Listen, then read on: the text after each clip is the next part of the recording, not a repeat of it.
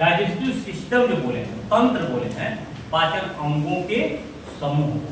अब एक अलग से बात बोल रहा हूं, थोड़ा सा ध्यान से समझना। पाचन अंगों के समूह को पाचन तंत्र कहते हैं। पाचन अंगों के लिए क्या होना जरूरी है?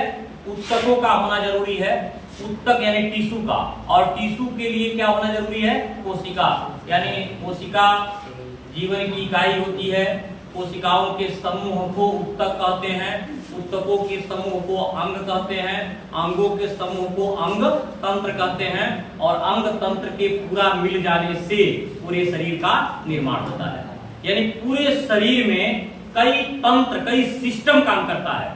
जैसे मान लो सबसे बाहर का ये सिस्टम, इसको क्या कहेंगे? अध्यावरण तंत्र। ये त्वचा तंत्र जो है इसको अध्यावरण तंत्र कहते हैं। इसके बाद इसमें मांसपेशियां हैं, जिसको पेशी तंत्र कहते हैं। पेशियों के अंदर हड्डी है, जिसे स्केलेटन सिस्टम, कंकाल तंत्र कहते हैं। अब ये तो शरीर का ढांचा बन गया। ये जो 3 तंत्र बोले हैं, इससे शरीर का ढांचा बना, एक मॉडल तैयार हो गया। इसके बाद इसमें रक्त की सप्लाई होती है, तो उसको रक्त परिसंचरण तंत्र कहते हैं। आई बात समझ में? श्वसन का कार्य होता है, श्वसन अंगों के समूह बनते हैं, तो श्वसन तंत्र बनता है। क्लियर हो गया? उसके बाद पाचन के अंग हैं, पाचन के अंगों का समूह बनता है, पाचन तंत्र हो गया।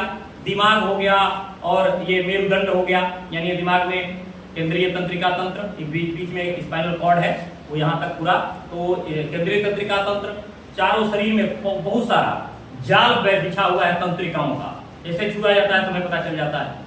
तो नर्व सिस्टम जो है, इसको नर्वस सिस्टम कहते हैं, वो नर्व्स के ग्रुप होते हैं, यानी नर्व्स तंत्रिकाओं के, छोटी छोटी तंत्रिकाओं के समूह होते हैं। तो पूरे शरीर को छापे हुए हैं, एकदम एक जाल बना हुआ है। क्लियर हो गया? तो उसको क्या कहेंगे? तंत्रिका तंत्र। और शरीर के अंदर हार्मोन्स बहता रहता है बिना नली का। दिमाग में पीयूष ग्रंथि, उसके बाद पीनियल ग्रंथि, उसके नीचे कंठ में थायराइड ग्रंथि, उसके अंदर पैराथायराइड ग्रंथि, फिर आमाशय में आएंगे तो गैस्ट्रिक निकलने वाला यानी खुद आमाशय ग्रंथि, उसके नीचे जाएंगे तो आग्नेयाशय ग्रंथि, फिर उसके नीचे आएंगे अधिवृक्क ग्रंथि। ये सब ग्रंथियां जो हार्मोन्स निकालती हैं, तो उससे बनता है अंतःस्रावी तंत्र। यानी बहुत सारा तंत्र हो गया ना। इस पूरे तंत्र को जो मिला होगा तब जाकर के शरीर का निर्माण होगा। और तंत्र को बनाने का काम कौन करेगा? अंग, क्योंकि अंगों के समूह को मैंने तंत्र कहा। अंग कौन बनाएगा? उत्तक, टिश्यू जिसको कहते हैं, समान कार्य करने वाली कोशिकाओं के समूह को उत्तक कहते हैं। उत्तक के बाद अब नीचे पहुंचेंगे तो कोशिका, और कोशिका को हमने परिभाषित अभी किया है कि कोशिका जीवन की सबसे छोटी इकाई होती है। यानी अगर पूरे शरीर का निर्माण करना है तो सबसे पहले एक कोशिका का निर्माण होगा, और होता भी है। बच्चा जब गर्भ में रहता है तो सबसे पहले जाइगोट से शुरू होता है, जिसको युग्मनज बोलते हैं, यानी उनकी पहली कोशिका होती है जाइगोट।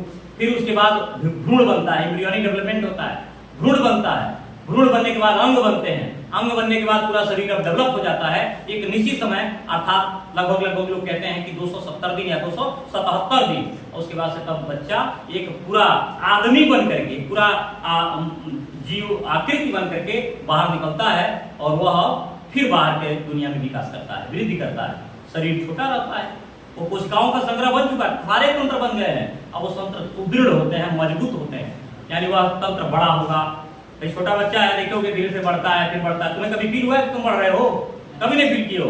कब तुम बकैया खींच रहे थे नहीं पता चला, कब बड़े हो गए पता नहीं चला, बूढ़े हो जाओगे कब पता नहीं चलेगा, तुम्हें नहीं पता चलेगा, क्योंकि बड़ा धीरे धीरे ये वृद्धि हो रही है। अगर आज तुम छोटे बच्चे रहते, अकल बढ़ करके बड़ा से जवान हो जाते, नहीं तब पता चलता है कलियां तो हम ऐसे थे, लेकिन तुम धीरे धीरे बढ़ते, इसलिए तुम्हारे अंदर ये पता नहीं चलता है। तो ये ग्रोथ होता है, इसी को हम लोग जीवन का, मतलब ये कहेंगे कि जीवन का सफर है। और पूरे जन्म लेने से मर जाने तक की जो अवस्था है उसको क्या कहते हैं? लाइफ स्पान कहते हैं, जीवन काल कहते हैं। जीवन काल, उसी को लाइफ स्पान बोला जाता है। लाइफ साइकिल एक होता है, जीवन चक्र, उसको क्या कहेंगे? एक जीवधारी अपने नियत समय के बाद मर जाता है, लेकिन उसके पहले अपने ही जैसा संतान उत्पन्न कर जाता है। आई बात समझ में ना? तो इस तरीके से हमको पाचन तंत्र के बारे में भी फिलहाल करना है। तो पाचन तंत्र में सबसे पहला पाचन तंत्र का अंग है आहार नाल। आहार नाल में अंग होते हैं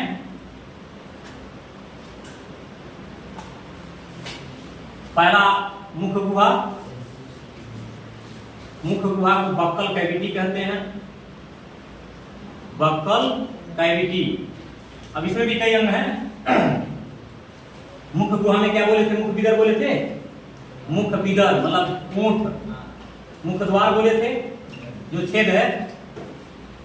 उसके बाद तालु बोले थे, उसके बाद दोनों जबड़े बोले थे, दोनों जबड़े हैं ना। उसके बाद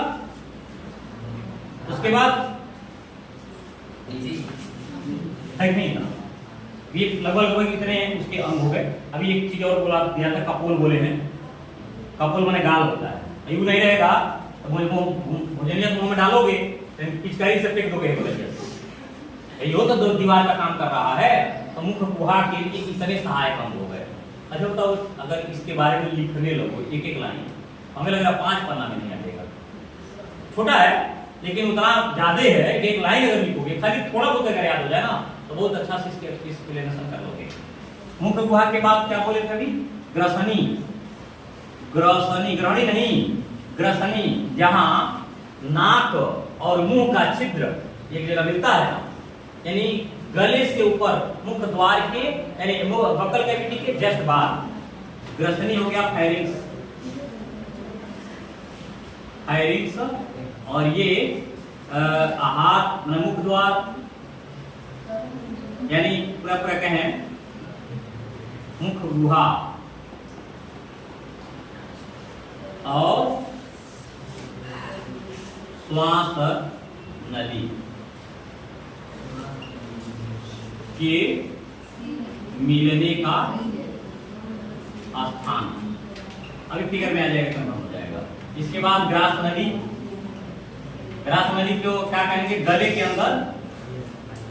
तो ग्रासनी से आमाशय को जोड़ने वाली नली होती है, यानी ग्रासनी एवं आमाशय को जोड़ने वाली नली। क्लियर हो गया? फिगर से कंफर्म होगा, अभी ज्यादा परेशान ना हो। ओइसोफेगस कहते हैं इसको, ओइसोफेगस। उसके बाद है आमाशय। आमाशय को सीधे सीधे स्टमक बोलते हैं। अच्छा, इसको स्टमक कहते हैं, इसका मतलब हेव स्टमक कहते हैं। मतलब स्टमक माने क्या? पेट ना। इसका मतलब हेव स्टमक कहते हैं, नहीं कहते इसको बेली बोलते हैं। बेली है पूरा पूरा पोर्शन, इसको उदर बोला जाता है। उदर, पेट नहीं है, पेट है नहीं है। स्टमक जो बोल रहे हैं उसको पूरा पूरा बेली होता है। ठीक है? और याद करो बेली डांस ज्यादा यानी पेट दिखा के डांस कोई, वो बेली डांस में आता है। आमाशय के 4 हिस्से होते हैं। एक होता है आमाशय काय,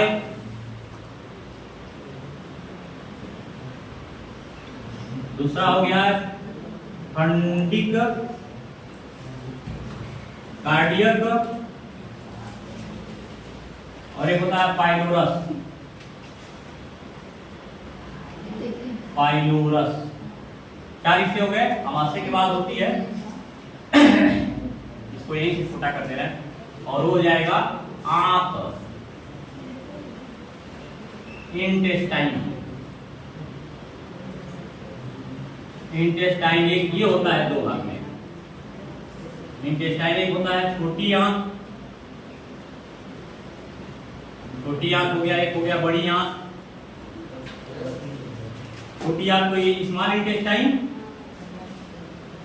इंटेस्टाइन, और बड़ी आंत को लार्ज इंटेस्टाइन। ये लगभग 6.5 मीटर, ये लगभग 1.5 मीटर, लगभग अप्रॉक्स होती है। इसके कुल 3 हिस्से होते हैं और इसके कुल 4 हिस्से होते हैं। इसके जो 3 हिस्से हैं उसमें है ग्रहणी, डिवोडिनम, एक होता है मध्यांत्र, जेजनम, हाँ, और एक होता है शेषांत्र। शेषांत्र इसको कहते हैं इलियम। और इसमें होता है सीकम, कोलन, मलाशय और गुदा। गुदा माने पिछवाड़ा। तो ये उसके हिस्से हो गए। और इसका जल्दी से लिख लीजिए ताकि फिगर बता दें, क्योंकि जगह नहीं है। आमाशय कहाँ लिखे हैं? आमाशय काय, वाय नहीं लिखे हैं। आमाशय काय है, इसमें बॉडी बोलते हैं।